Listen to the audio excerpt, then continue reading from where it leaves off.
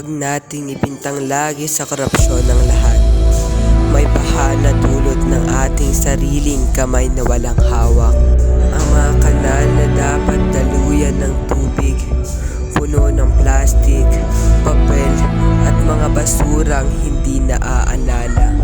Pagkatapos mong gamitin ng isang bagay, itatapon mo lamang bigla kung saan-saan, sa patag na lupa kung saan dapat ay taniman. Ngayon ay natatakpan ng basurang maraming uri, plastik na puti, itim, ulat at ilaw, parang mga dabong hindi namamatay. At ang mga basurahan sa paaralan ay hindi na naaasikaso ng mga estudyante. Sa bawat sulok nito ay may basura makikita tulad ng papel, plastik at iba. Dahil sa ating kawalan ng disiplina, nagkakabuo ng baha, bagyo.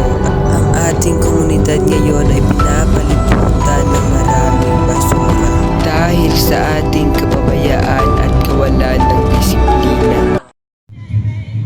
Ngayon, nakita na natin kung ano na nga ba ang nangyayari sa ating komunidad.